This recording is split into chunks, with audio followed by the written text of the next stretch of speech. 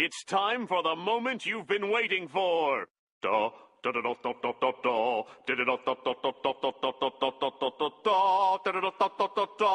Da da da da da da da da da da da da da da. Da da da da da da da da. Tsh. Da da da da da da da da da da da da. Di da di da di da di da di da da da da da da da da da da da da da da da. Di da di da di da. Di da di di da di da di da di da di Preparing. Alright, welcome. This is gonna be a quick guide on the new game mode Disruption. We'll be using our long forgotten warframe Vauban for this mission for reasons I will explain later. Your build is going to be a standard range and duration with moderate strength and some survivability. Feel free to change around the mods as you see fit.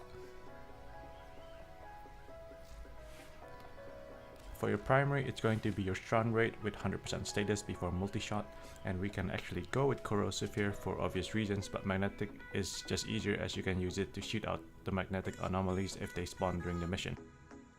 You might also notice that I have my Vigilante stat mod bonuses here, and that's because you can use Vigilante mods on your sentinel weapons. Credits to the Grindheart squad for this, and you can find their video in the description below or the note card above. Just note that you need 2 copies of Vigilante Armaments if you're going to use it on both your sentinel weapons and your weapon. You're going to be using the Redeemer as your melee weapon, and you're going to use its charge attack effectively as a double shotgun set. The important mods here are Condition Overload that will increase the damage based on the amount of status you have proc on the enemy.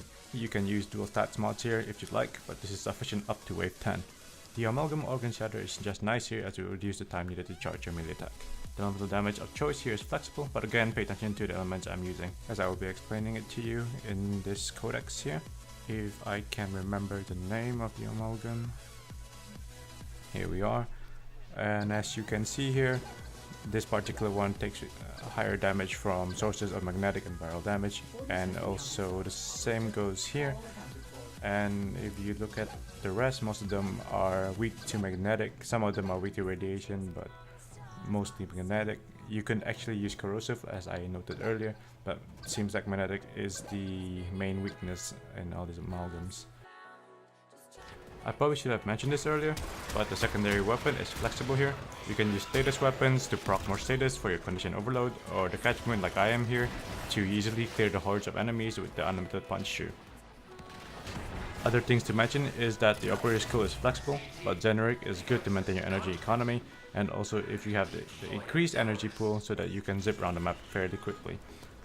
Arcanes are very useful here, notably the operator arcanes, as you may have noticed that the demolists are immune to warframe abilities and cannot be stunned or immobilized.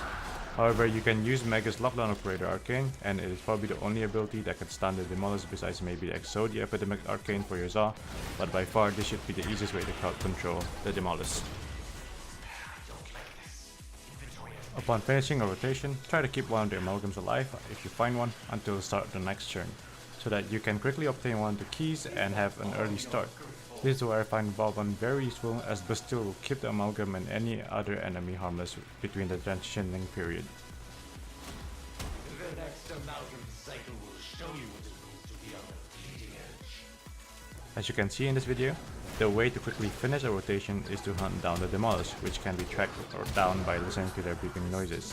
This is where Vauban is useful, as you can plant 3 Bastille or 2 around the defense spot and just leave it to hunt down the demolists. Frost and Gara is useful, but unlike Vauban, Bastille still works even if there is a nullifier as long as you deploy a Bastille outside of the nullified bubble. This makes Vauban superior in solo runs, as you will not need to worry about the HP or the pod, assuming you have large enough range and power strength. Now that I'm writing the script, I realized you can also use the Bastille augment for additional safety. Earlier I mentioned that corrosive is nice, but magnetic is nicer as it can destroy the magnetic field when it comes up. This is what I meant by that.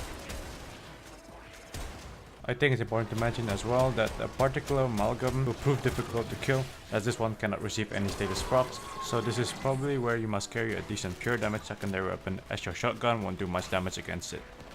One last tip is that one of the demolists has the ability to summon a copy of your warframe with your modded gun, and is very dangerous, as you will remember that your weapon have 100% status, which means you will most likely receive an impact proc every shot, and this will put you on a permanent state of getting knocked backward until you die. So I advise you to put a Bastille or kill him before he can summon the copy. All in all, that's it for this video. I hope this will help you get that stupid new resource, and thank you for watching.